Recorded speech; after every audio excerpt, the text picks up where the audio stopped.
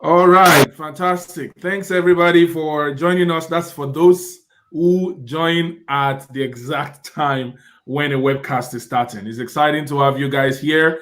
Welcome to the Accessing Global Communities. All right, fantastic. Webinar. Thanks everybody for joining us. That's for those who join at the exact time when a webcast is starting. It's exciting to have you guys here. Welcome to the Accessing Global Communities. All right, fantastic. Webinar. There's a loop, but it's going to end shortly. Yeah, there's a loop. Okay. So don't worry, it'll end shortly. When a webcast is starting. It's exciting to have you guys here.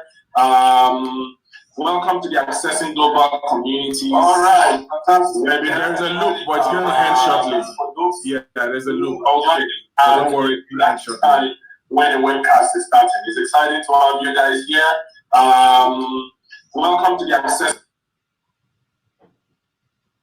All right. Yeah, it looks like just give me a nod when you think it's not looping anymore, because I think I didn't mute what I was supposed to mute. That's why the loop continued like that. Can you all hear me? Yes. The guys, okay, yeah. Fantastic. All right. So it is great to be here. For those who are just joining us, sorry about that glitch earlier on. It's exciting to welcome you to the Accessing Global Communities webinar, and today we're actually looking at finding U.S. scholarships. I see a bunch of people joining us already. My name is Amusan. I'm an artificial intelligence evangelist and also a global community proponent. And today on this call, in the order with which the screen is showing us, I have Major Adebayo Adeleke, who is a faculty member at the Faculty of Management, Supply Chain Management, actually, at the Sam Houston State University. He's going to introduce himself even better as the session goes on. And of course, I have here a PhD scholar at the, oh my God, your school is skipping my head right now. Wayne State University. Wayne State University in Detroit, Michigan. Thanks so much for joining us at Adelabu, Isaiah. Thank you very much for joining us back in the in particular. I don't know, did that nickname follow you up until your PhD days? Yeah, sure. Amazing. All right, so I have this two people here who will be working with me today to make this happen. And thanks to all of you who have joined. In order not to take our time, because this is a very, very quick and sharp webcast, we'll be on for about an hour, 30 minutes, but I want to give room exactly to whom should get started. So first, let me give you the order. I'm not talking today. You guys are used to my voice and everything. So I'm not talking today. I only have these two scholars, erudite scholars. Major Adeleke would not be considered. He wouldn't like to be called an erudite scholar, but he has like 5 degrees under his belt. And but it means somehow you just love academics, and he's in a PhD program as well, and also is a faculty member, at Sam Houston University. So we'll be having him. Mr. Isaiah Adelabu first, and then we'll be having Major Adeleke. So for the next 40 minutes, 30 to 40 minutes, we're going to have the first presentation that basically shows us how to get into U.S. universities, how to land the scholarships, what are those things to actually focus on as a major pathway. Visas are becoming crazy today. So this is an amazing pathway to be able to become global. And then from there, you can decide which corner of the world you want to take yourself to. So take it away. I'm going to be bringing up his PowerPoint slide right now. Take it away, Mr. Adelabu, and we're looking forward to such an exciting time with you today. Over to you now. Yeah, thank you so much, Amusan. I really appreciate this opportunity. And I want to thank the other speaker, Major Adeleke. I welcome everyone to this webinar from wherever you're watching from, Nigeria or different part of the world. So basically, I'm going to be discussing about finding USA scholarships. So we know there are many opportunities that you can tap into on the global scale, but there is a reason why people want to come to the United States. So it leaves us with the question, why the United States of America? There are many reasons why you want to come here. So I'm going to give you some reasons why you should come to the United States of America if you want to consider scholarships or if you want to get a graduate position. There are over 3,200 universities and colleges in the university scattered in different states in the United States of America. And this gives us the room to explore many possibilities. Then you can decide to, pick a university in Michigan, a university in California, or you name it. So we have different states, we have different universities, and they are all scattered. And the truth is that the quality of education in the United States is unparalleled. This is one of the highest destinations for education tourism. People are coming to the United States day in, day out to seek education and to get educated. And it is also particularly important to note that there are available full and partial scholarship for everyone who wants to pursue a degree in the United States, particularly if you want to pursue a master's or a PhD degree. The reason why this is that these degrees are considered as research degrees, and they are available fundings that are being managed by universities, by departments, and faculties. So this really demystifies the point that you have to look for a central scholarship to apply to. You don't need to do that.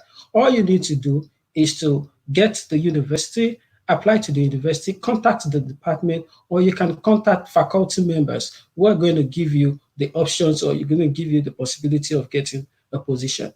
So there are two basic channels that you can get this position or assistantships, as I will call it. So assistantship in this case is similar to having a scholarship.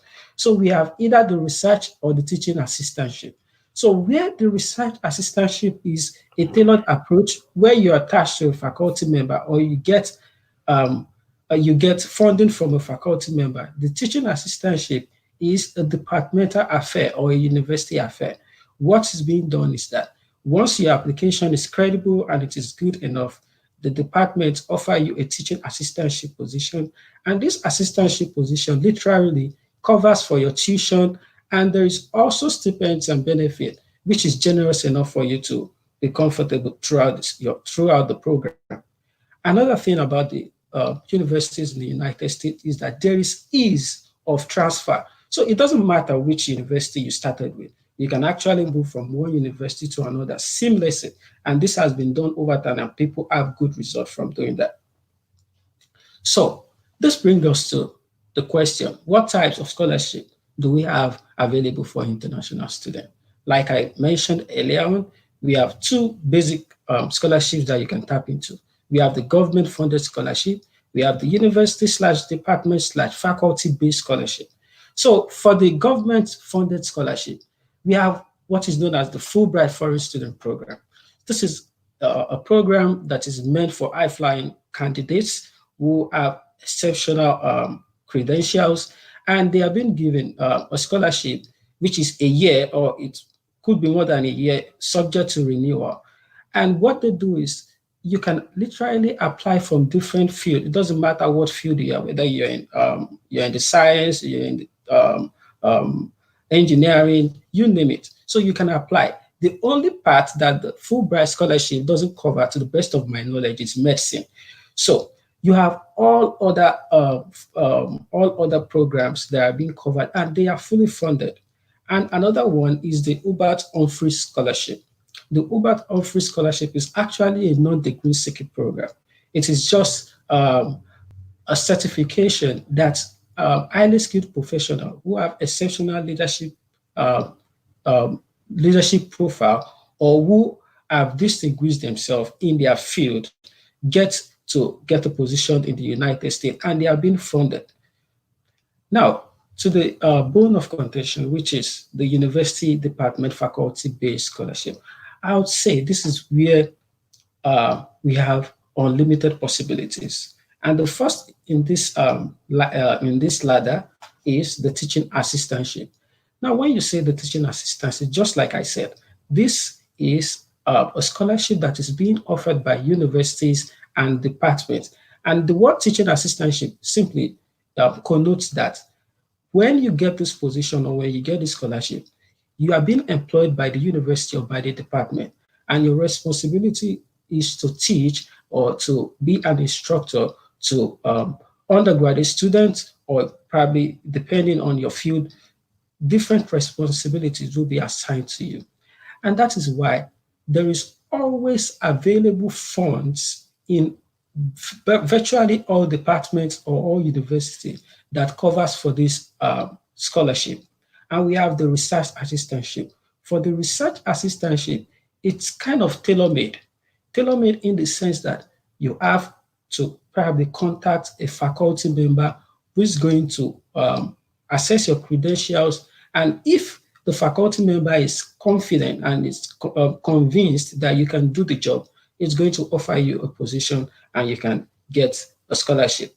And the last one, which is fellowship, this is just a monetary award that is offered to highly qualified scholars to pursue their research degrees. Now, let us come down to the application process. I say we have three processes when we want to secure a scholarship, and I have them in this order: the pre-application process, the application process itself, and the post-application process. The truth is that 70% of all you have to do is in the pre-application process. So if your application is going to fly, or if it is not going to fly, it all boils down to what you've done in the pre-application process. The application process and the post-application process are just a small amount of what you should focus on. So that's what I usually tell people, that if you want to make an application, if you want to turn in an application, the pre-application process is where you have to concentrate your effort. So let's go through what the pre-application process is all about. Now, in the pre-application process, basically, you want to think about this. What should I think about? What university do I want to go to? What program do I want to study? Definitely, you can choose to study a program which is an affiliate of what you studied during your bachelor's. Okay, let me take, for instance, you read microbiology during your bachelor's degree, but you want to venture into public health. So that's what you want to think about. Or you want to venture into parasitology. That's what you want to think about. So after you must have figured out, okay, this is what I want to do. This is the angle that I want to go. Then it comes down to the point that you have to plan ahead. Averagely, for you to be sure that your application is good and your application is solid enough, I would advise you, dedicate about 6 months in planning for your application process. And that leads us to the next one: who to contact. In the process of making an application, for me, the first person to contact is the graduate coordinator of the department you're applying to. Well, you probably will not contact the graduate coordinator by sending an email. It simply means you have to contact the page that contains the information about what you want to get from the university. You want to apply, you want to see the application requirements, you want to see what they want you to have, you want to see exams that they want you to take, you want to see credentials that they want you to have in place, and all of that. So you want to really check and be sure that you really understand what all of this entails. And another thing that a lot of people don't really know that works well is that always try to contact someone who is an international student and is on that same program. Such people can give you deep insight as to what to do and as to what not to do. It's just like you standing on the ladder. The person is trying to give you a good advantage so that you can take advantage of the fact that the person is there and you can get yourself a good position. Another thing is information search and application strategy. The truth is, the person with the best grade will probably not get a scholarship, but the person with the right information will get the scholarship. Now, I'm not trying to say the best grade is not important. It is absolutely important because there is a benchmark for all application. But then, it is not only enough for you to have the best grade. It is good for you to have good information about the university, what the strength of the university is, what the strength of the department is, what is the department need presently. All departments have what they are looking for. If you want to apply to a department, probably I'll take another example. You are a physicist, you want to apply to a particular department. We have different arms of physics, and the strength of the department is not that which you are interested in applying to.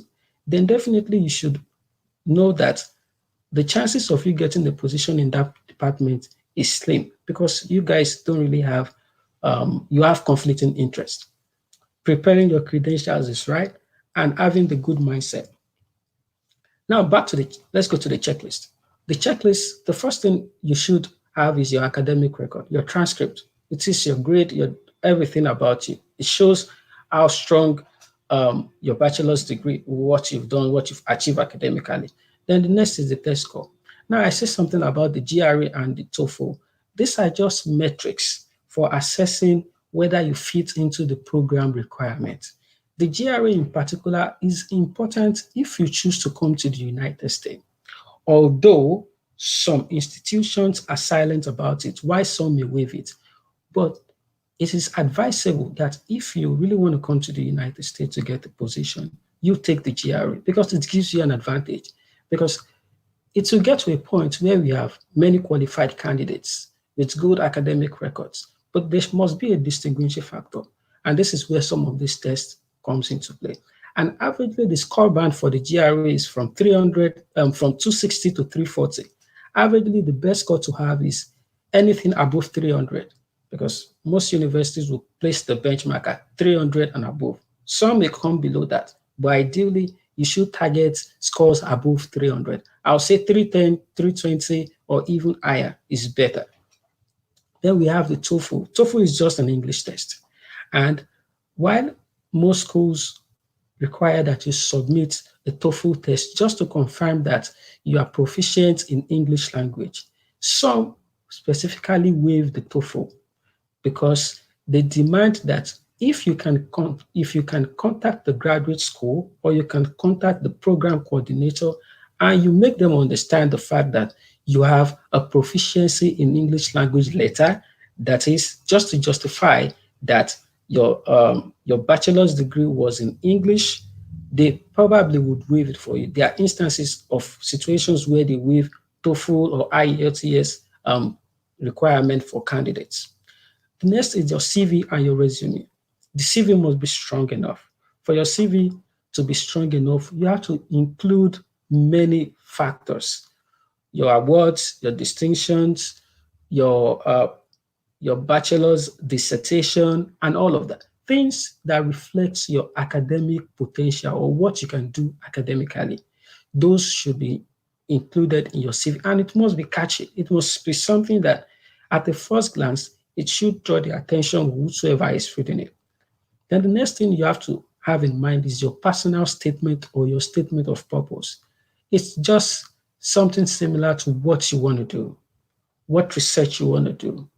How do you want to do it? In most cases, it's a limited word document, like, okay, 500 words, 300 words. So you should be able to concentrate your effort to get a very good statement across. Probably another time we could have a session on how to write all of this and how to write a good cover letter, motivation letter, and all of that. So the next is the awards and distinctions. Publication. Don't be silent about anything you think can increase your chances of getting a position. Talk about it in your application. Publications, your bachelor's dissertation, work on it. It is okay if it is not published yet, but let it be known that you are working on making it a published work. Those things like that, it gives you a room or it gives you an avenue to really sell yourself better to the selection committee. Then we have extracurricular activities, work experience, skills, and proficiencies. Are you a computer enthusiast? What software can you do? Professional membership that you belong to. And the last part is the recommendation. Now, I said the recommendation is very important. You want to choose someone who is not tired of supplying recommendation for you. You want to choose someone who is going to evaluate you critically and who is going to evaluate you across board, because there are some metrics that the university or the selection panel demands that your recommendation should weigh you by. So the recommender should fill in all of these metrics, and the person should be clear about how detailed the person knows you. Now we move to deadlines. So basically, we have some semesters. We have the fall semester, we have the winter and spring semester. Usually, the application window for the fall semester is from August to January.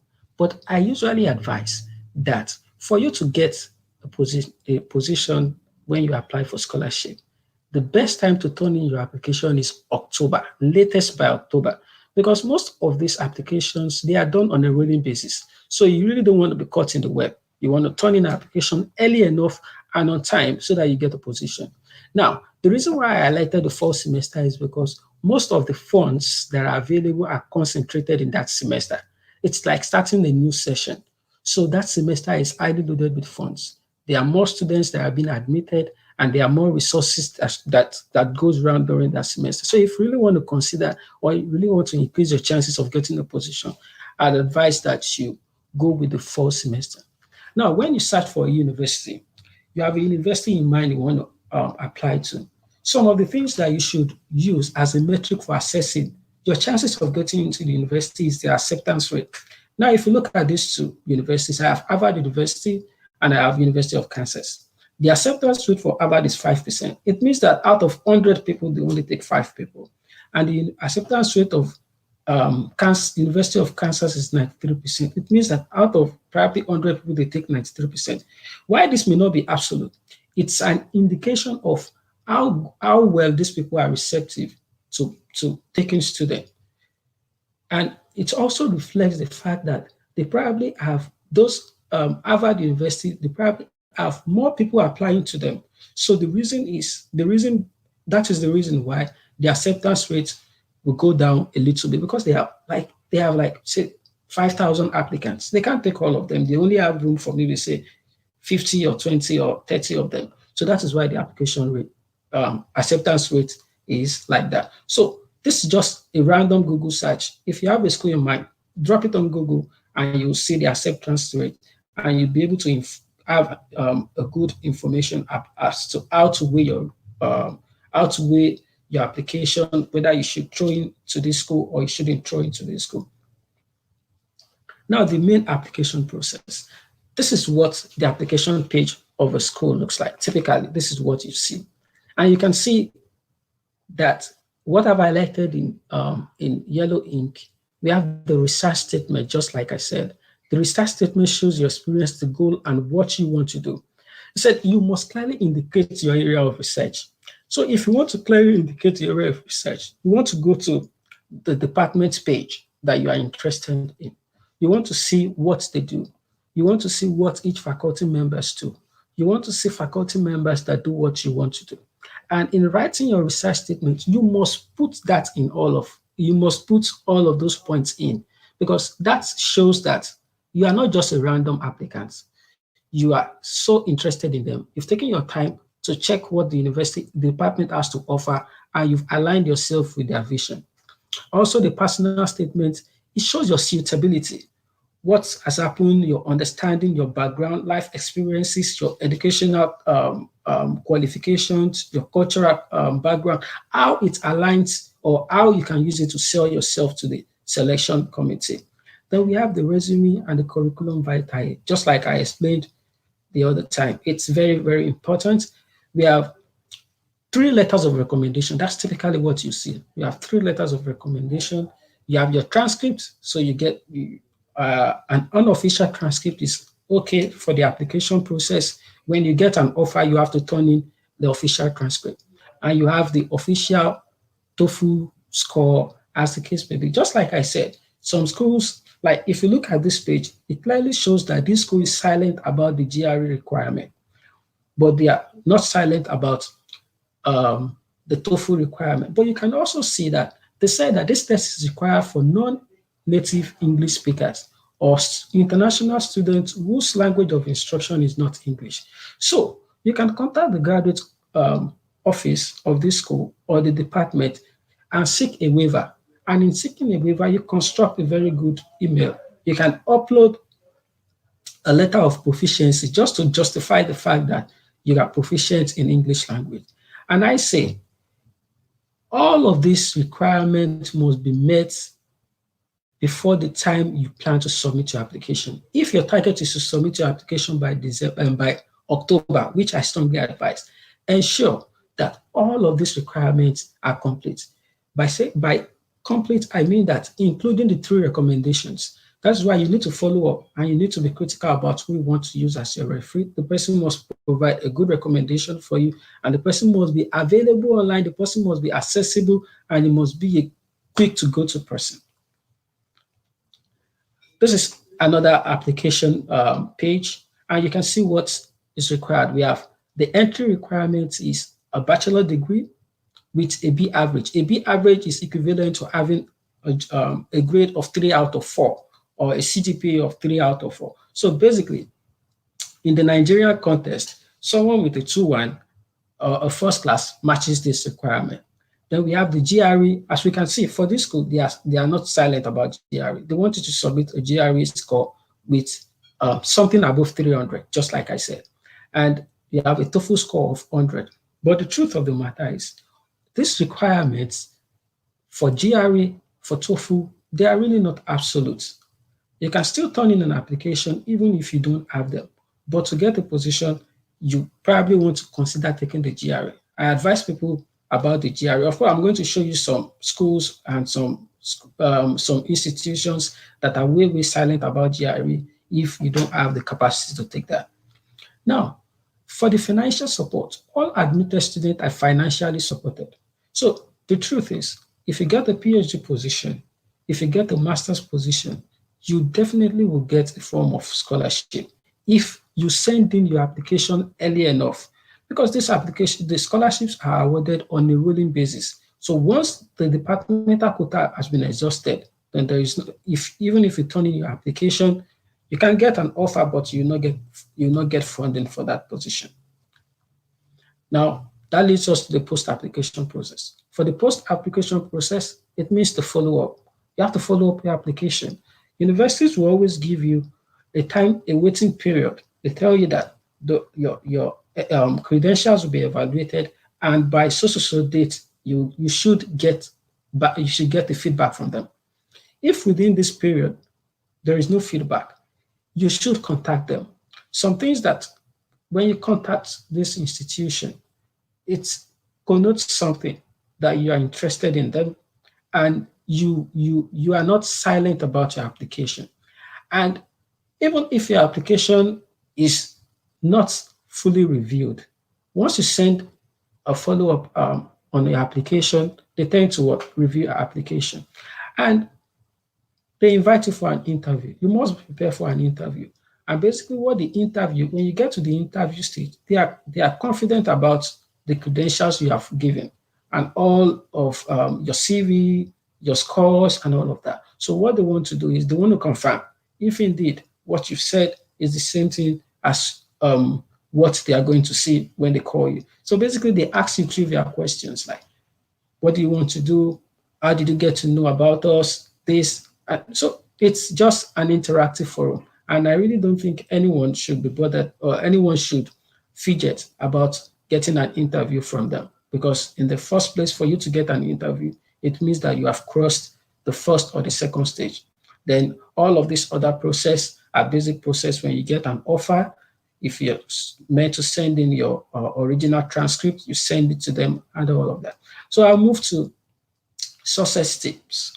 Now, for the success tip, for you to land a scholarship, it boils down to the first thing, which is the quality of your application. Is your application strong enough?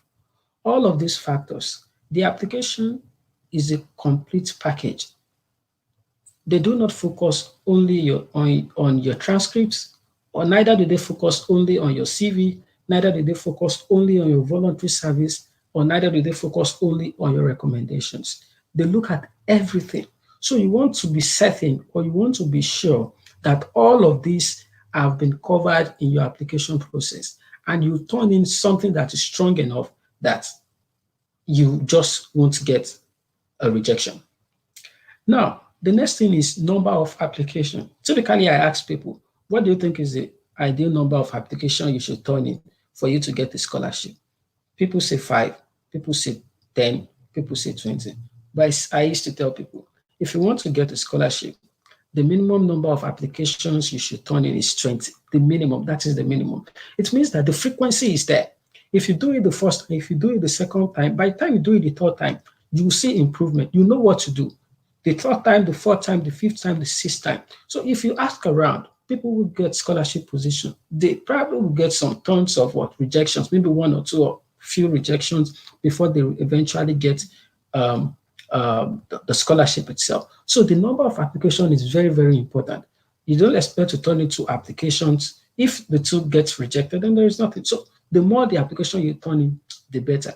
The another thing you have to be particular about is early application. Just like I said, you want to send in your application early enough, 1 month into the application. In most cases, these applications are done in rounds, just like I said. So once you made the first round, they selected the number of people they want, they still have more space, they move to the second round, and all of that before the application deadline. So early application is very important. Then there is what I call the sweep and ladder approach. By the sweep and ladder approach, it simply means that if you are an engineering major, say mechanical engineering major, you have a list of schools that offer mechanical engineering in the United States. When I say you go with the sweep and ladder approach, it means you sweep from above and you move to the bottom of the ladder. You can pick, say, 2 schools in the top ranking universities. You can pick like 10 schools in the middle ranking universities, and you pick maybe like 5 in the lower ranking universities. The truth of the matter is, master's degree and PhD degree in the university, they are intensive. So there's usually no significant difference whether you take, you have a master's degree or a PhD from a high-ranking university or a middle-ranking. Of course, those metrics are there, but that shouldn't deter you from turning in tons of applications. So you should sweep it across. If you want to make 10 applications, I'd advise you not to make all those 10 applications to strong universities. You probably will not get any position. Make it to schools in the middle. Like if you have 100 schools in your field that offer the course you want to take, go to number 51 to number 70, turn in like 10 applications there. Go to number 70 to 100, turn in like 3 applications there. Go to number 1 to 50, turn in like 3 applications there. You should get something. So that is what I call the sweep and ladder approach. Now, these are some top destinations that I think, these are universities, because I did a little research on this, and I can tell you for sure that these universities, they have good they have good propensity to take international students. And you have a list of them on my screen. We have the Wichita State University, Kansas State University, Indiana University at Bloomington, University of Arkansas, Stevens, Tennessee State University, Illinois Institute of Technology, and a host of them. And I've shared some links down here about schools with high acceptance rates. So you can explore these links that I have here. We have the Quora.com and usnews.com. This website, they give you, it's just like a barrack of intellectuals. We have so many people there who have clear-cut information to give you on how to get into different schools. And there's a particular website that I find very, very fascinating, which is the Grad Cafe. What the Grad Cafe is all about is that you have students who get offers from university. They come on that website, they share insights. Like, okay, you just go type microbiology, Kansas State University. What information do you see? You see the number of students that were admitted in the year 2019. You see the number of students that were admitted in the year 2018. And what testimonial do these students give? They tell you whether they have funding or they do not have funding. They tell you their CGPA when they apply. So you probably will see someone said, I applied to Kansas State University with a CGPA of 3.0 and I got a full funding. I applied to Kansas State University with a CGPA of 2.5 and I got full funding. I applied to Kansas State University with a GRE score of 300 and I got funding. I applied without GRE score and without TOEFL score. So this gives a good metric. So the Grad Cafe is a good resource for you to look at. And we have what is known as the United States Opportunity Funds Program. This is specifically for high-flying students. I'll say this is for first-class students. What they do is they cover the cost of application. You really don't need to do anything. The cost of your application process, whether you need to take exams, TOEFL, GRE, or any cost that you have to incur in the process of securing and offer in the United States. So that is what they do. They provide consultancy. And what do they need? They only need you to provide a strong academic record, a robust participation in extracurricular activity, excellent community skill, community service participation. And this is what their requirement is about. We have the application form. You have for the undergraduate students, you have to submit, if undergraduate student, that is those who want to study their bachelor's, you have to submit your O-level result. And if you're a graduate student, you have to submit your transcripts and you must have a first class. And the requirements is that you have to submit recommendations and you have to send in essays or 2 essays. So this is pretty much straightforward, and they provide detailed consultation to students who apply to them. What you just need to do is to convince them. They cater for all your need. The financial implication is all on them. Now I have this website that I've included on this PowerPoint. These are a list of institutions that you can apply to, because a lot of people complain that I want to apply, but I don't have the money to apply.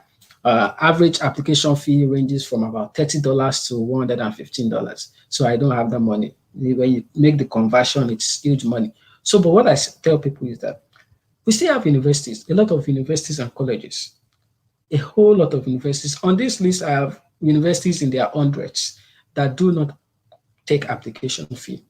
And the truth is that some of these institutions, they give application waiver to early applicants. So you really want to apply on time. They tell you that we are going to cover the application fee for some applicants.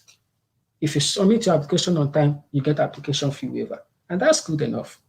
Some will also tell you to send a pre-application. They just want you to send your transcript. They want you to send your CV. They want to evaluate whether you qualify for an application fee waiver. So once you send it to the graduate, the departmental graduate coordinator or the university graduate coordinator, there is room for your application fee to be waived. So that shouldn't be a deterrent. Now, we also have a list of schools that are very silent about GRE, that do not accept the GRE. But I strongly advise that if you have the resources, you should take the GRE exam. What it does is that it increases your chances. But peradventure, if you don't, these are list of universities that you can apply to without bothering about having a GRE. So these are just things that I feel that if you factor in all of these parameters and you have this information at your disposal, you should be able to land yourself a good scholarship position. Like I said, there are factors that contribute to success. The quality of the application you are turning in, how solid is your application? You should be able to evaluate yourself and say, oh, this application that I've turned in is strong enough and is credible enough. The number of applications you turn in. Don't turn in 1 application, 2 applications, 3 applications, and you say. Turn in countless number of applications. Turn in 20, 30, 40. Tell people the number of applications you've turned in and let them be surprised that, wow, you've done this. And the truth is, you get better for every attempt you make. You do the first one, you're unable to get a position. You do it over and over again. And make sure you keep your application early enough. Submit your applications early enough. Dedicate your time. It's about, you want to get a scholarship. Scholarships are, the scholarship and stipends, they are generous. They have so much money. So they really want you to do something. So you want to try to apply on time. And also you want to follow the sweep and ladder approach, which I just explained. Don't just concentrate on the high-ranking university. No, just make a sweep.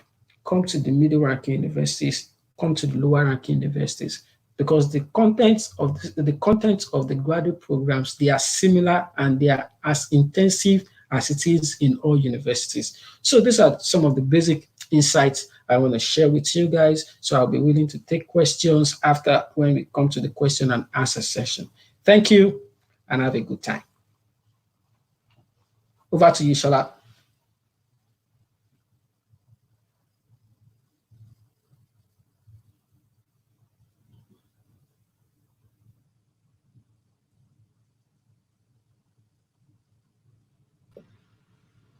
All right.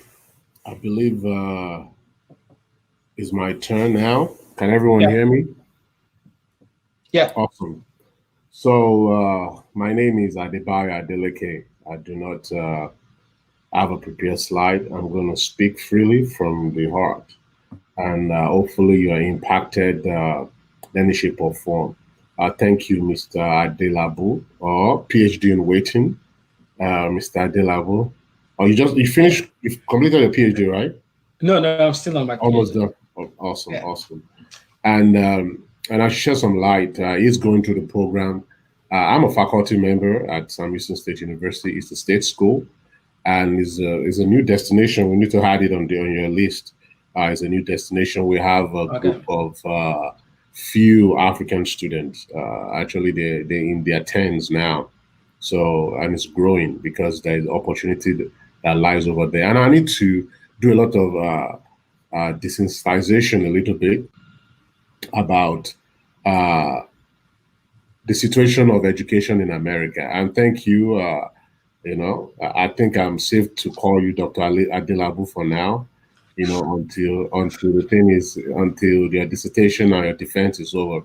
But for the most part, thank you for shedding so much light. I think you went in depth and making sure that all the nitty-gritty details that is needed for application is quite taken care of. So I'm not going to rehash what had already been talked about, but I'm going to kind of expand more on a few of it. And I think for Africans, for us, folks that are coming from sub-Saharan Africa, that you've had all these, you've watched it on TV, the media has kind of propagate this a lot. But you going to an Ivy League is quite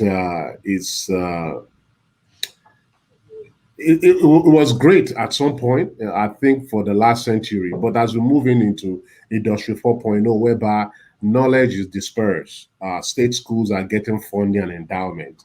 A lot of schools across the board you'll be surprised what kind of inventions and publication and research that are going on in the neck of your wood.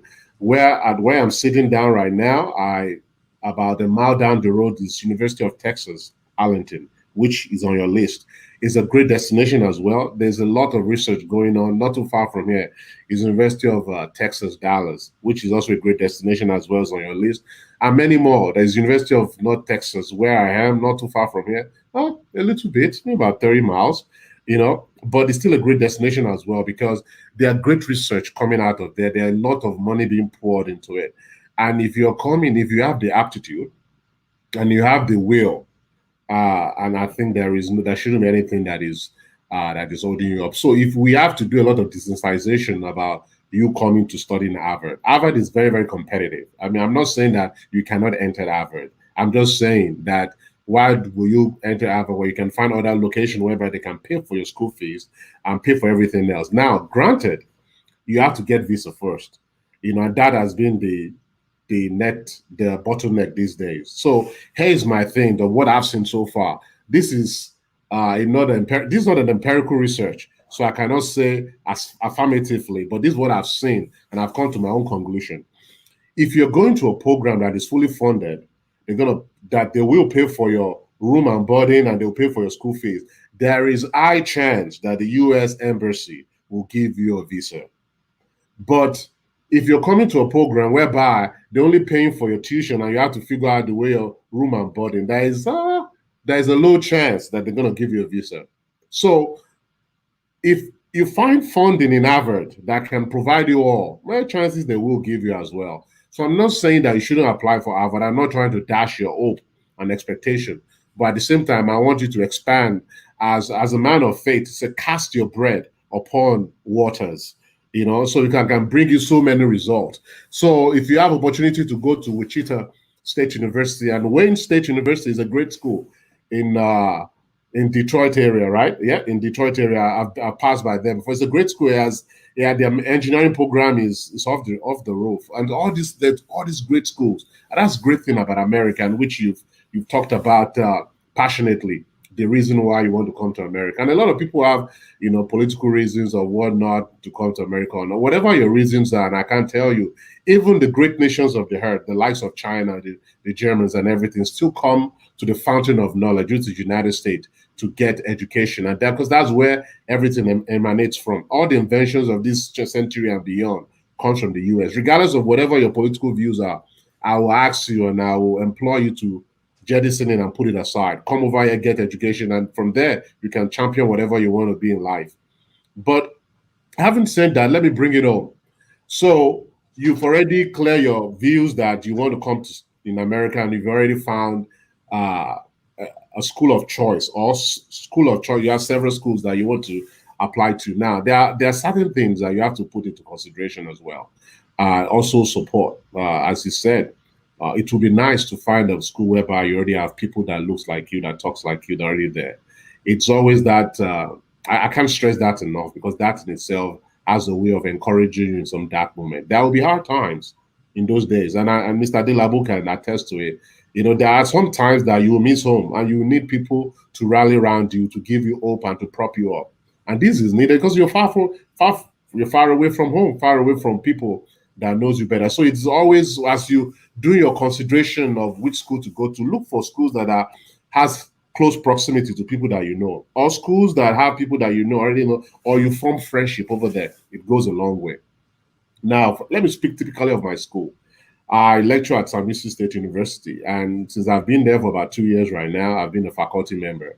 I've been part of, I know a few, about 10, 12 Nigerians to be precise, and some Ghanaians as well that have been part of the program. There are two programs that they pay for, and which is mathematics, actually 3 programs. They are paid for masters in mathematics, masters in statistics, and masters in computer science. I'll say it again: masters in statistics, mathematics, and computer science. And I believe maybe next week or so, when some of them are coming here to visit, Shola will have opportunity of sitting down with them. We'll talk in the studio and get their feedbacks, and they probably pass it along to you for you to share about some of their experiences. But they came from, they didn't come from the big schools in Nigeria. And these folks actually did everything Mr. Adelabu said. They did the research well, and they found a school that actually works for them. They went to Ondo State University. They're not the big uni, Ilorin uni, about all those things. They went to state school, but they found themselves that they have the aptitude and they have what it takes. Of course, they score decently in GRE, which is a determinant. GRE is a discriminator. So if you like it or not, if that is the only thing you have to do to get admission, buckle down, do it, get high score. Because that, among every nation that is applying, they use it as a discriminator. And if you can just pass that and get over 300, for the most part, any reasonable school in America will take over 300 GRE score. I think your own school. Now, your credentials as well from your school in Nigeria. You know how it goes. You and I know how it goes in Nigeria. Find your transcript. Do whatever you have to do to get your transcript out. Mostly if you score 2-1, you have a very high chance of getting to school over here. But what I want to also advise you, that a lot of people that want to cross into, if you want to do data science, you want to do artificial intelligence or ML, or you want to use mathematics or statistics as a master's program to kind of pad your credentials in a way that you can speak with authority when it comes to that area. Now, here's the kicker. They will accept you, but there are certain requirements you have to do. There's certain courses that you must have done in your undergraduate that is necessary for you to be able to transition to do masters in mathematics and in engineering. We had a case of a young lady that did engineering out of Nigerian University, but couldn't cross over into the school because certain requirements weren't met. Of course, certain linear algebra or some kind of algebra or calculus 1, 2, whatever. You guys know what you guys do in engineering. Some of these things are required to cross over, regardless of your discipline. If you have those requirements, you might be able to cross over.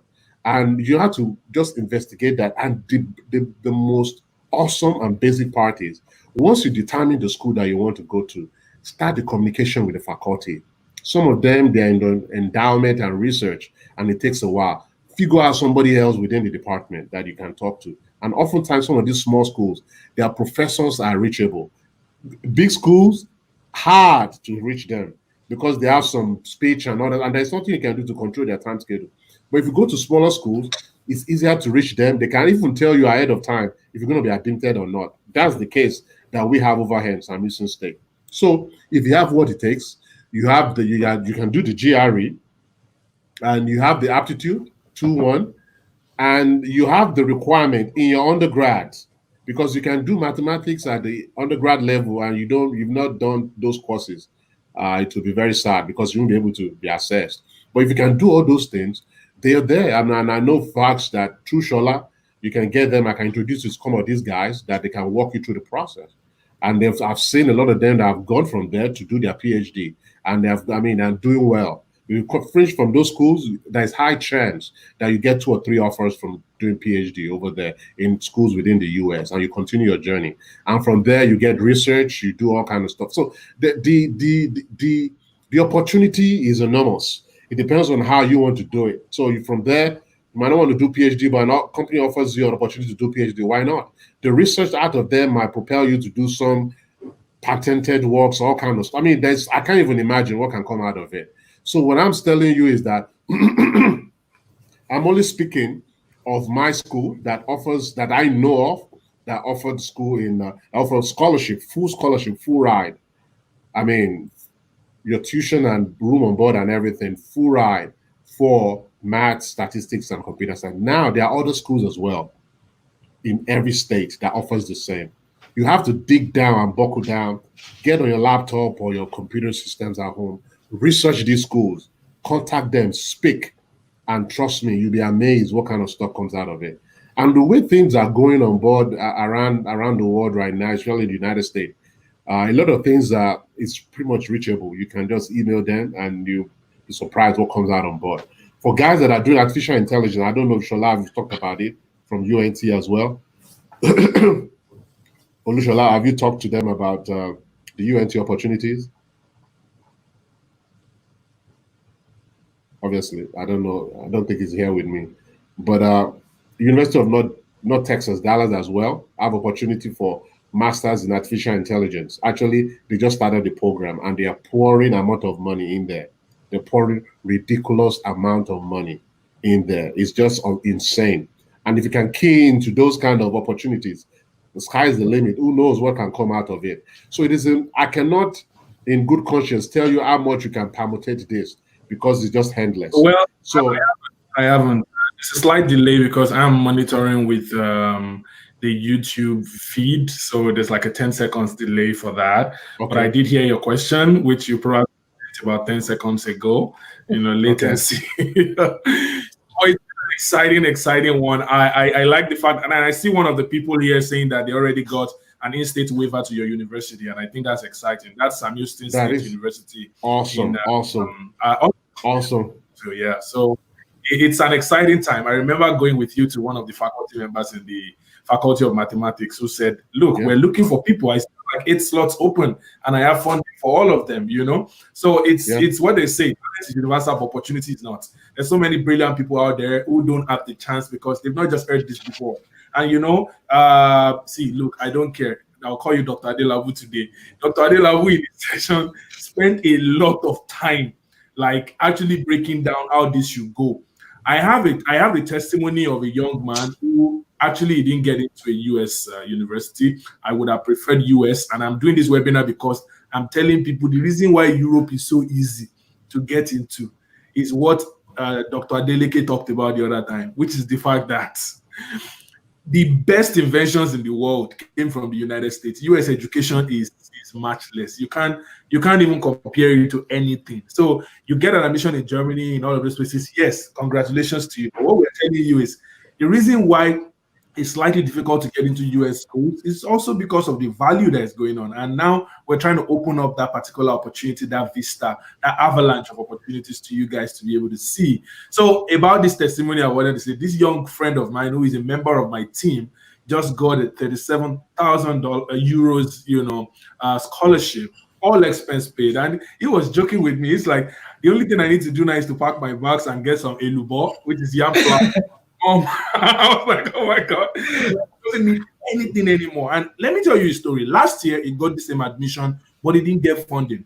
But he didn't stop. Just like you said, Dr. Adelabu, he didn't stop. He kept writing, he kept applying. That's what this is about, that tenacity, that commitment to just keep doing it until you get it and make it happen. And because visas have become such a problem, particularly for people coming from sub-Saharan Africa now to the United States, how you need to be able to break that cycle is by getting funding. Once you get funding and they know that there is no reason for you to be a burden on their economy here, then that is, so it's great to get admission, but it's more important for you to actually get funding. So before you chime in, sir, you asked a question about UNT. Artificial intelligence as a master's, as a specialty, is receiving a lot of attention around the world. Like, many people want to fund it because, particularly industry players, once they fund like that, once they endow that department, they know they will be able to hire directly from that department. So it's almost like they are paying so that they can train you within the school and so that you can come work for them eventually. So whatever work you're even looking for is already secure, not just at the level of going to school, but you know that whoever paid for your school fees is interested in you adding to that economy. So there's no chance that you're actually even going home. You are here to stay in terms of like fulfill all your, you could literally be on, okay, look, let me tell you quickly, sir, before I give you the mic back again. Did you know that one of the things that I'm super excited about, apart from artificial intelligence, and it's good that people on this call should know, is actually space exploration.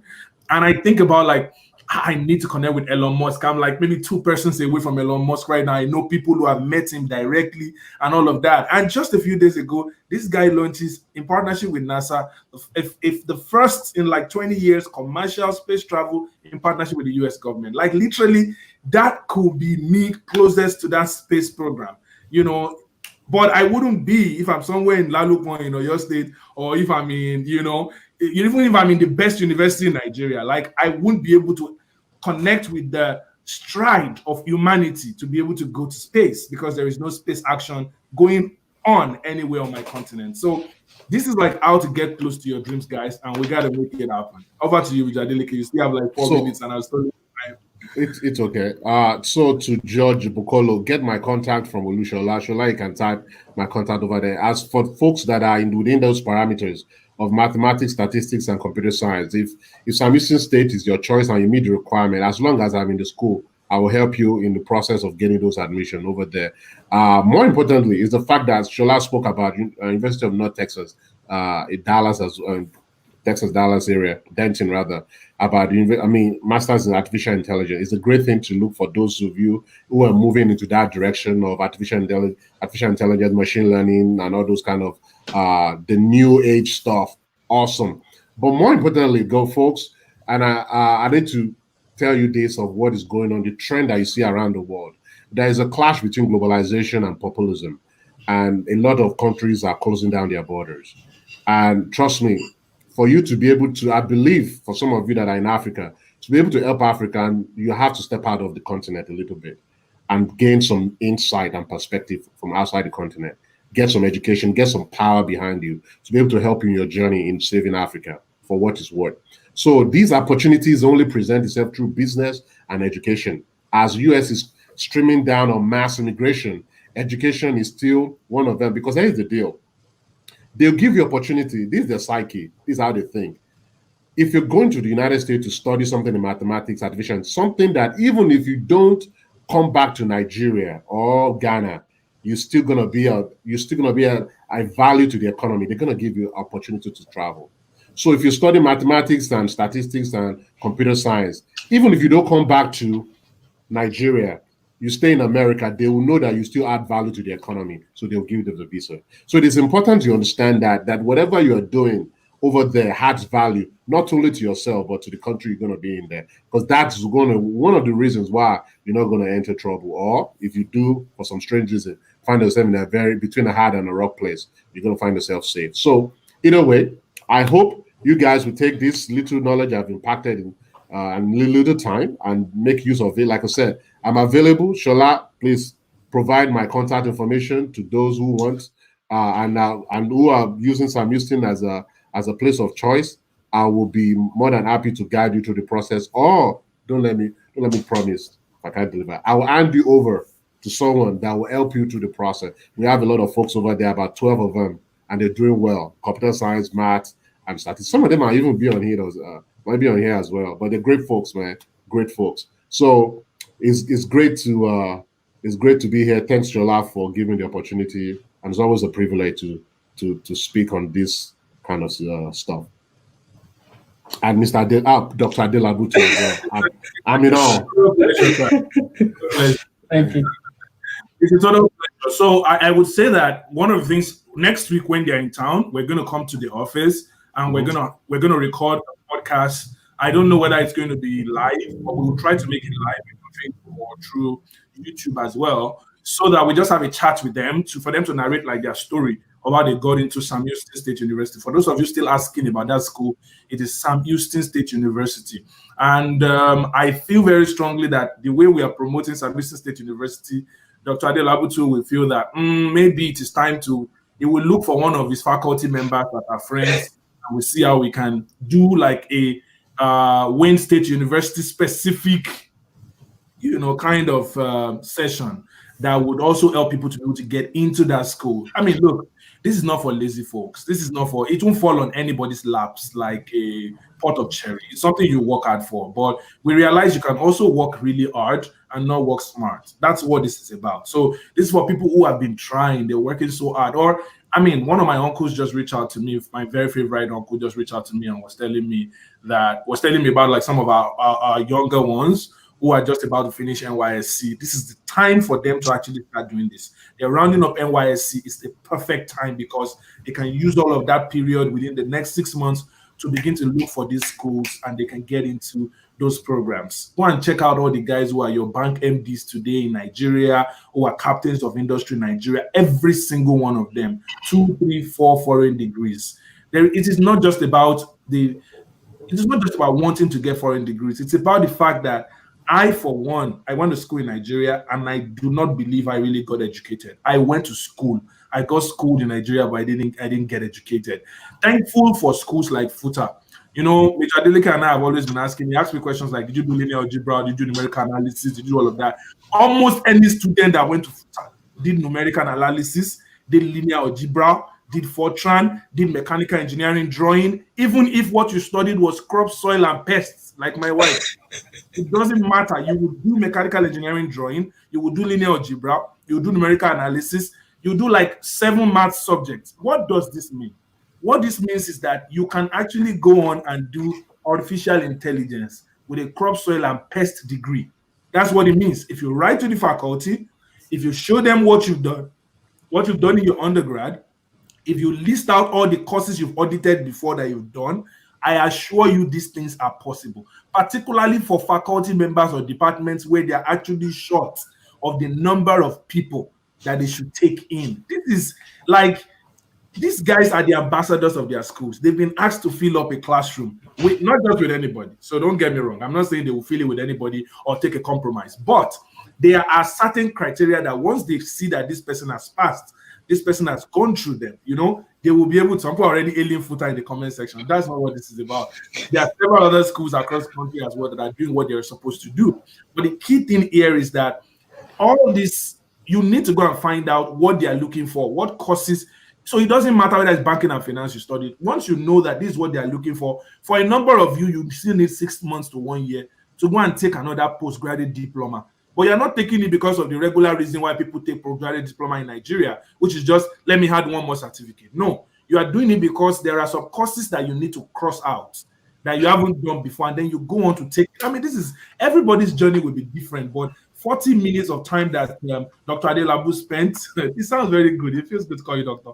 Spent, elucidating all of the things you need to do is very useful. And if you joined after that, don't worry. We're going to make the slides and this replay available in the Accessing Global Communities member area for you to get access. So let's move straight to the questions. It's been an exciting time. I know if I give you guys 3 hours, we will still be talking about the importance of this.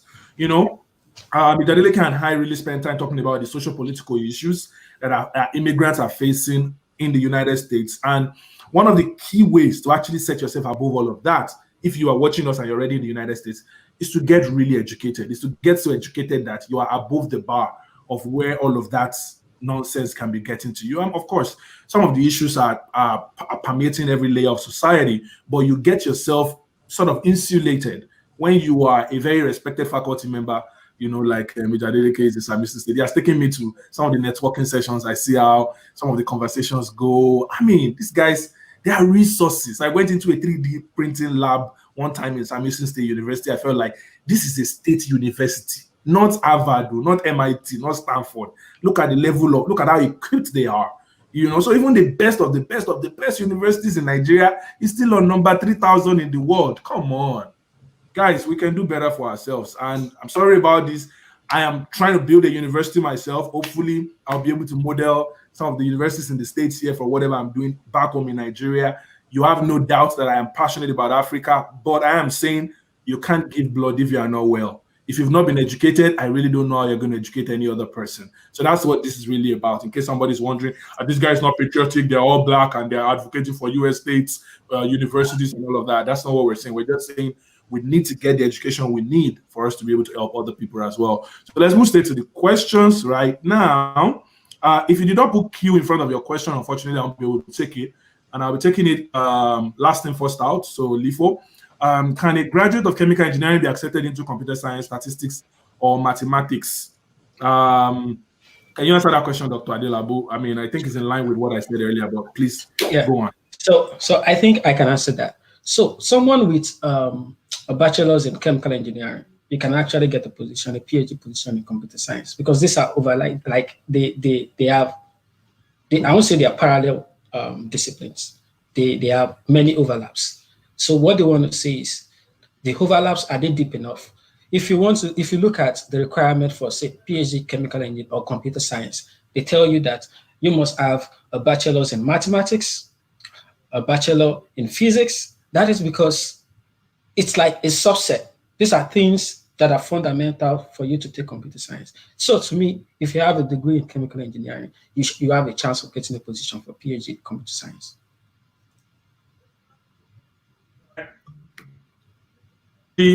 Sorry, my mic was going in and out, and I completely agree with you. I think it's the other way around, that if you have a bachelor's in computer science, you might not have a chance to do a master's in maybe chemical engineering, because there's a chance that you didn't do any of the other things, all those things you guys do now, all those mixing and mixing, you probably didn't do it. Even though, again, let me talk about FUTA again. A school like FUTA, all your Chem 101 and all of that, maybe, but you won't go deep enough, so that might not help. But most likely, if you did chemical engineering, the engineering part of your work already did some mathematics that can make you get lucky to do computer science or mathematics as an advanced degree. So that's a very nice way to put it. Somebody says I'm on the university website right now. Major Adeleke, you have a lot of inquiries coming your way. This is a good session. I'm having issues directly into master's degree program because I have HND certificate and over 3.0 CGPA. Well, I don't know how you would advise this, but my mom did an HND, and then she went on to do a master's in University of Ibadan. And now, after the master's in University of Ibadan, if she wants to do data science, because she did master's in library and archival studies, she's nearly 60 now. So, I mean, she's mid-50s. So, I don't know if she still wants to take a master's later on. But now that she has a master's from UI in library and archival studies, I would say she can do statistics and maybe data science later on if she wants to, But I don't know about moving directly from an HND directly to like a university in the US, whether state or federal university, I don't know, in the US. Maybe anybody can help with that. With my little mind and with the little experience I have with the US, I would say maybe you can start with a community college, a 2-year community college first, and then from there you can do something else. I don't know. Guys, you take it away. I think every form of education is accessible, it's transferable. So whatever level of education, I know HND is considered a degree here, but some schools do have some issues with it. They don't have let's be frank here. And I know some Houston might not understand it because they have an African professor that does the internal auditing before they assess a student. And he doesn't understand the issue. I mean, you understand university of this, university of that when it comes to polytechnic. So anytime they have to like shake their head, it gives you a lot of concern. But for now, maybe with more applicants, maybe they will consider their stand on it. But for the most schools, I think if you can do your WES evaluation, which you guys will be doing, if you practice, you do your WES evaluation and which they will accept, as long as those prerequisites are added in there. I don't see anything. But also, let me put this in out there. I know folks that have finished from different universities with sociology and anthropology and psychology, and they still got admission into the US. Great school, fully paid. So and things are changing in the world we live in today. You have data scientists needing psychologists, they need behavioral scientists, they need people to prop them to be able to work at that high level of expectation. You need psychologists helping folks that are doing trade in Wall Street to be able to perform at a high level. So your application of your knowledge is just enormous these days. You'll be surprised when you find a behavior, consumer psychology is huge now. How do people buy? And development of app in some of these big corporations requires psychologists. I mean, that's why some kids are very familiar with certain apps than the other. There's a reason behind it. Nothing is done out of ordinary. There's a science and art to everything that is being done in a very advanced world. So the knowledge that a lot of people have discounted in your country of domicile, like sociology, anthropology, psychology, and some other, I don't know about literature, but some other courses like that, there are ways that you can, if you can really score high, you can turn those kind of courses into something of bigger impact. But again, the research is in yours, or it's on you rather. Buy data, spend all night, research those schools. Trust me, there is a school in some North Dakota, South Dakota that is willing to pay for your stuff. Agricultural science. If you understand the US, go to the what you call the breast basket, the Idahos, the Indiana, you go to, Professor Additional went to Purdue.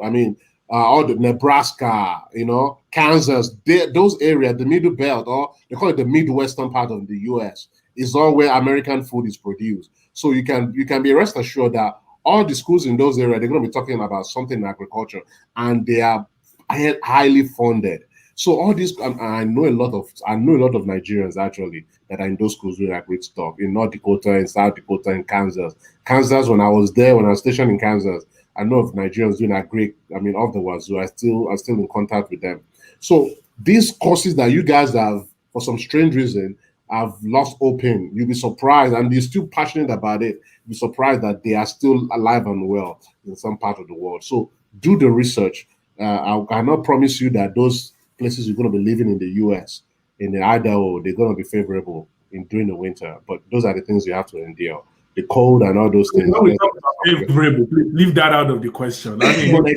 So, it's just wearing jackets and all of that. So don't even. I completely understand, but just be aware that if you do the research enough, know about the 50 states in the US, even up to Hawaii, go to Hawaii. They are looking there. I'm telling you, man, there is funding out there. Somebody left the school. I want to give money back to the school. And if you tap enough, somebody's going to open the door.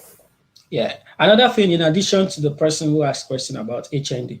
So that is the reason why the problem is from the differences we have with our bachelors and HND. We give them the difference. Like, okay, this is different from this. This is different from this. So what our advice is that for someone with an HND degree, take a GRE exam. The GRE exam is a leveling platform for everyone. So it doesn't matter what your basic degree is, whether it's HND or it's BSc. Once you can do well in your GRE, it brings you up and it gives you a possibility. Or if not, you can probably just match up with a postgraduate degree so that you come up.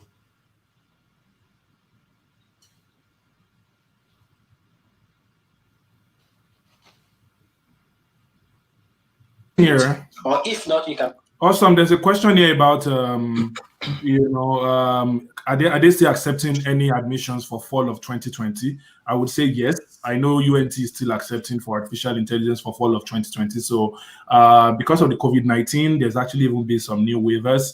UNT removed GRE, they removed TOEFL from actually because of COVID-19. Hey, so tap into that anointing. Yeah. I was about to say that. Tap into that anointing. Admission fall of 2020, spring of 2021. This is the best time to get into any university because people are not moving around the world. There are families that, you know what, they've asked their children to just stay put. They don't know what's going to happen. But hey, Nigerian spirit, we can go anywhere, even in COVID 200. Yeah. I dropped the link on one of the slides for institutions that are waiving GMAT and GRE because of this COVID situation. Hey, get on it, because those opportunities don't come along again. I mean, just tap into that anointing, because that GRE itself, that GRE itself. How do I get full funding for Sam Houston State University? I already said it. Those are the three courses: maths, statistics and computer science that I know that they provide full funding for, and you have to apply for it. So, and once they give you admission, they will tell you they're gonna give you or not. But now, provided, now let's be real, provided there are certain how many slots they give per semester. Like the guy said, Chola, the other day we met him, there's 8 slots, and they don't have time to. But if you go in there and you meet the criteria and you within those first 8 that comes, they're gonna give you. So there's money there, and the issue is that the more they give, the more they receive. So if they don't receive, they turn it back the money, and they don't get money the next time. So the more people that actually apply for it, the more they give to those kind of to the department rather. So yeah. Okay, so someone just asked me a question here that is there a scholarship available for anybody studying data science? And I think I would like to answer that question. There are so many scholarships, but as Dr. Adelabu and Dr. Adeleke will agree with me, like the focus first is not even whether you can get a scholarship. Get the admission, like start applying for the admission. Most times the funding, as it was elucidated earlier, the funding might not come from the faculty, from that department. It might come from other parts of the United States. So get a data science admission first. Start applying to those places. You know, as you research and you ask questions from the faculty before you even submit your final application, you can ask them that question. You see, this session is not really for spoon feeding. So I see somebody asking, where can I find a master's for medical engineering? You need to search. You know, we're going to send you Dr. Adelabu the other time. I'm Shola. Yeah. I'm Shola. I saw it over here when application being accepted for 2020. Each school is different. Some schools only apply once a year, some twice a year. So it is incumbent upon you to do that research. I mean, that research is needed.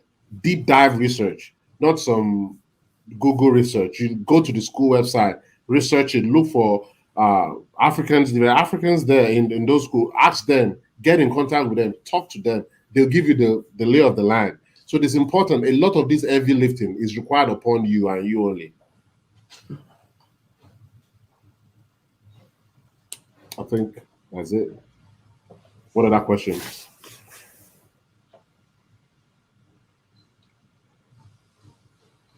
Hello? Shala is being muted. Okay. I thought you wanted to add something. That's why I kept quiet. So that is very solid. I wanted to say that somebody asking me now, I study microbiology, I'm into cybersecurity, I have several certifications, and I've recently added AI to my to-do list. With my background, can I get admitted for a master's? It's just a yes. It's a yes. But don't ask me which master's can you get. It's a yes. You're on the right path. In fact, you are my prime candidate for a master's because you've done microbiology, you're doing cybersecurity. Now you want to get into maybe an AI master's. Come on. Biomedical engineering is your possession. That is your destiny. It's a connection between microbiology, medicine, and artificial intelligence. And they are looking for many people in that field. People whose background is originally biology, microbiology, and who will be able to connect like neurons with like machine learning and all those kind of things like that, manage pacemakers in the heart, manage neural patches in the brain, and so on and so forth. So you definitely have a chance. As a matter of fact, UNT has a program, University of North Texas in Denton, actually has a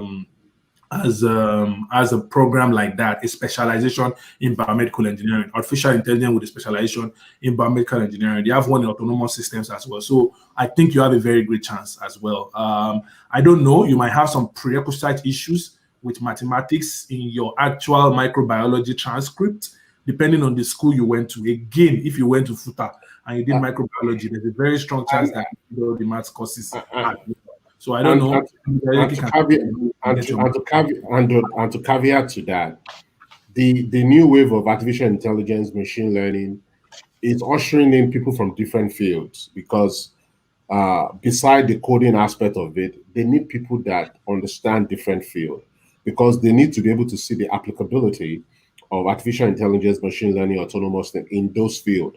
So you might be doing something in microbiology. Okay, you know what? Maybe we need to look at how artificial intelligence can actually aid and help this field. So that's why it's not an interdisciplinary kind of field, but it's becoming like it because they're accepting people from different kind of field. As long as you can hang in there. And hanging in there means you have the necessary requisite, which is having the basics of linear algebra and all those junks, and get it done. I'm not trying to demean any of those folks that did linear algebra, but it's just the way of the world. So if you have those prerequisites, even if you don't, if you have the opportunity to enroll in the school and get those prerequisites, then go and do it.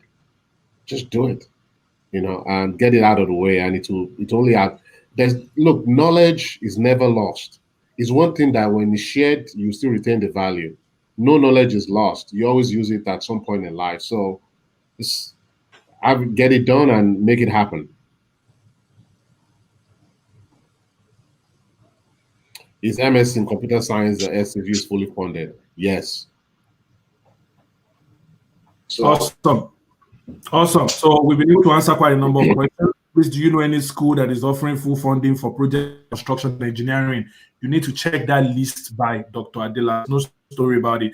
I am going to share. So now it's 2:20 and we plan to take questions for 20 minutes. So this is about rounding up, but this is the most important part of this webcast. I want you to listen carefully to this. Now, in order not to torture any of my speakers, I am not going to be dropping their emails so that you can email them and ask them the questions we've all answered here.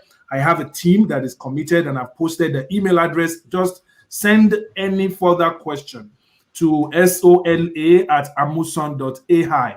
If that question has been answered during this webcast already, the reply you will get is go and watch the replay. That's the reply you're going to get, okay? If it's a different question that has not been answered, I am going to loop the speakers via email if I think it's worthy of their time to that particular email. But what I encourage you to really do is to join the Global Communities program. With this program, like you heard Major Adeleke talking about a webcast that we'll be having with some students in the some graduate students in the San Francisco State University next week, that is where it will be posted. Okay, if we go, whenever we go on as well to get some more insights from Dr. Adelabu or any other faculty member or any other PhD scholar across the United States, that's the program that gives them the chance. This program is committed to helping people go global, helping you connect with the right communities that will completely transform your life. And under the screen, there is a link that's been scrolling on how to join that course. Okay, now for all of you on this webinar today, there is a 50% discount, and I am going to write you an email. Now, this is where Nigerians or Africans have the problem. We won't read that email. I know what the open rates look like with emails today, but I would not post it on this chat. The actual link for the 100% payment is right there for this community. It is not something unaffordable. It is simple. It's even ridiculous. But then there will be a 50% scholarship to anybody who watched this webinar, and I'm going to send it via email to all of you guys after this webinar. I hope you read that email. I hope you click on the link there because that's how you're going to get it. Now, that is where you will have the full replay. The full replay of this particular webcast will be in that member area. Now, why are we doing this? These fantastic erudite scholars have spent the last 1 hour, 20 minutes of their time with you for free without charging anything. But we know that the power of value exchange is really in when you commit additional money. None of these guys are getting paid for anything. They are volunteering their time. Okay, so I'm putting it in a special member area that has all the programs that have been there to help you go global. Okay, in future weeks, later, we're going to put how to write an essay properly, how to write, how to do this, how to pass your TOEFL. We're going to put all of those other things there. And I encourage you to definitely sign up for that program. But the link is right here, and you will get the discount link in your emails after this particular session. I can't ask for a better commitment of time. And I want to appreciate both of you for giving your time here today, sharing real value. Real value. I mean, look, Dr. Adelabu, I will get used to this Dr. Adelabu thing. Look, when I saw your post online about 100 schools in the US that do not have application fees, my heart melted. I was like, what is it? So if somebody checks that list and applies to 20 of those schools, he's not paying any money. And out of those 20, someone must click. 2 or 3, 4 must click. And when he clicks, there are scholarships. And when you walk into the embassy in Lagos, and you tell them you have a fully funded scholarship, they look at you differently. They know you are a scholar. They know you're adding to the United States. I'm not saying categorically that they will give you a visa, but I'm saying your chances are like 95%. It has to be something else, you know, that would make you maybe be flagged and say, oh, you can't go on. But the truth is, they will give you that opportunity. They will most likely not reject that. And if you did it well early enough, even if you get a rejection, it's something you can appeal. But don't forget, this is not somebody who submitted the application a day before it closed or on the day it closed. This is somebody who submitted the application 1 month before it closed, you know, who got reviewed early in the process, who had enough time to ask for a waiver for GRE scores, who had enough time to ask for a waiver for TOEFL scores. This is a committed person. You will open folders inside your computer, specialized for each school, no mixing up, no using of the same cover letter or reference letter for 20 schools. No mistakenly writing to Tamusin State University and having North Dakota State University on the letterhead. No such thing. You are committed, you are intentional, and you are doing the right thing. Guys, if you're part of my global community course already, this is a major add-on for you. Because if you've been trying to get into all kinds of communities, global shapers, IEEE, all of this, getting into a university that is a US school gets you connected. Come on, 40 of your classmates are from every part of the world. Australia, Ireland, Germany, everywhere. You have friends that you went to school together who you can really, really tap into their network in the future and do amazing things. And of course, you are contributing value as well. Many of these schools actually even admit people because of the value they feel that someone from Africa can also bring in terms of diversity, insights to the class, passion, which we have in abundance. As you can see, I'm even on this call, I'm extremely passionate. Adeleke is one of the people that's helped me to drowse my passion from an American staff and say, look, there's a way you can be passionate as an African that Americans will think you are aggressive. Calm down, take it easy, you know, and all of that. So, guys, there is no, I mean, I'm so excited, and I want to thank our speakers for coming here. And for all of you who have stayed, I mean, we had an average of 80 people every single time. You know, that's 2 full classes, you know, here today. And I believe, look, it's not for everybody. It's for only those who really care about going global, doing amazing things. Dr. Adelabu here is an holder of about 3 patents, if I'm correct. Is it 3 or more? 2 patents. Okay, the third one is in the work. 2 patents that, I mean, when I saw the work, I was like, look at this. Like, I don't know, you will still be struggling with intellectual property office if you were doing this from Nigeria. You know what I mean? So there's a lot you can do. There's a lot of contribution you can make to the world as part of this. Guys, can we give a round of applause virtually to all our speakers? Say thank you, do the applaud emoji. Thank all our speakers for being here today. It's been a real pleasure. And don't forget, the URL to go to for the course is being put in the chat right now. Only if you want to pay for the full course. But if you want the 50% discount, it is going to be sent to your email, and then you can use that to join. I might harass our speakers again to give us maybe additional articles, transcripts in the future, or recorded podcasts that they feel can support this particular community. Just know that I have that relationship with them, and that's why I can do that. So thank you once again, and it's been a wonderful time. I have another call I have to jump onto. I know you guys have some other things to do with the time. Thank you so much. God bless you. And have a wonderful time. This is the end of the program. Bye, everybody. Yeah.